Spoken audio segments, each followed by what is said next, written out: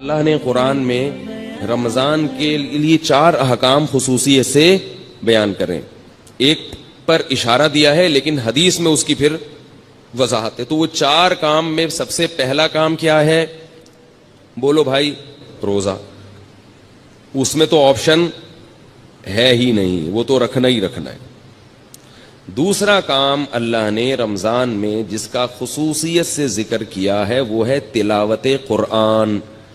رمضان کا اور قرآن کا آپس کا بہت گہرا جوڑ ہے. شہر رمضان الذی انزل فیہ القرآن، فرمایا یہ وہ مہینہ ہے جس میں قرآن نازل کیا گیا. یہ وہ مہینہ ہے جس میں قرآن نازل کیا گیا. تو اللہ نے رمضان کا انتخاب کیا ہے قرآن کے نزول کے لیے.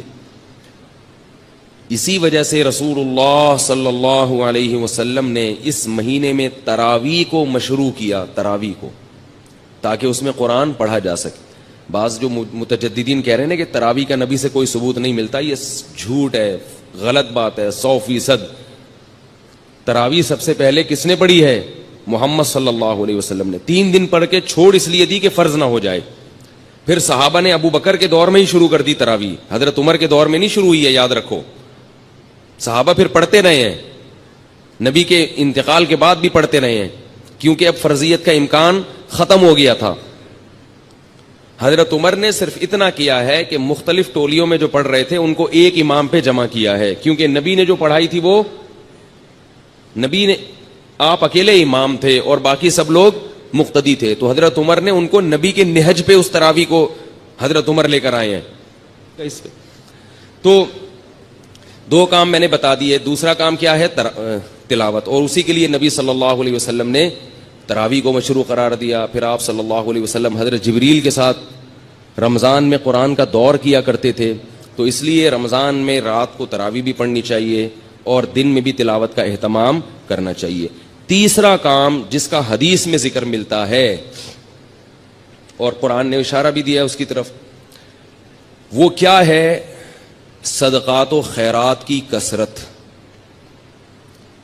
روزہ رکھنا آسان ہے، مال خرچ کرنا مشکل.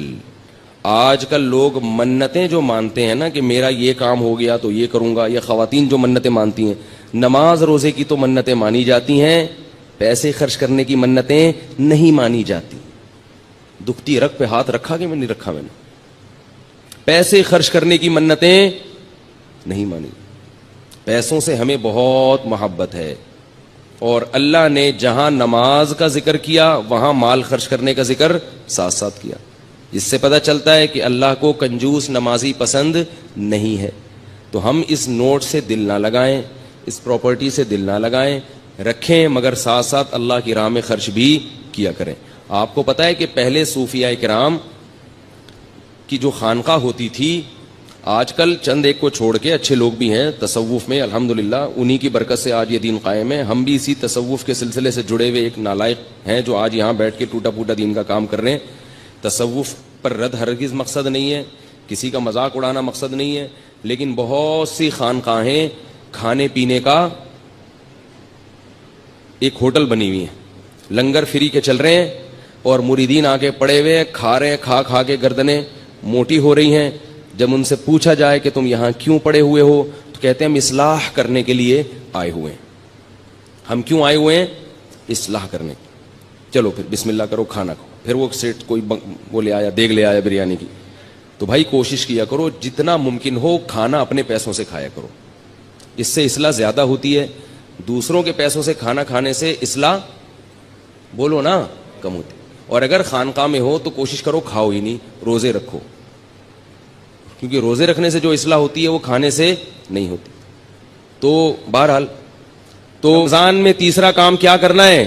کڑک کڑک نوٹ. بولو اللہ کی راہ میں، بولو نا، جملہ مکمل کریں، آدھا کام اسی سے ہو جائے گا، بولنے سے ہو جاتا ہے. کڑک کڑک نوٹ اللہ کی راہ میں خرچ کرنے ہیں. اور شیطان کہے گا کیا کر رہے ہو، اتنی محنت سے کمائے ہیں، اتنی محنت سے کمائے ہیں، کیسے دے دوں؟ دیکھو نبی نے کیا فرمایا، بہترین صدقہ کون سا ہے؟ دل تھام کے سنیں یہ حدیث. بہترین صدقہ کون سا ہے؟ فرمایا کیا آپ یا آپ کے بچے قرآن سیکھنا چاہتے ہیں؟ جو حضرات ابھی تک قرآن کریم نہیں سیکھ سکے یا اپنے بچوں کی قرآنی تعلیم کے لیے فکر مند ہیں تو گھر بیٹھے 30 منٹ روزانہ دے کر قرآن کریم تجوید اور ترجمے کے ساتھ سیکھ سکتے ہیں اور حفظ بھی کر سکتے ہیں۔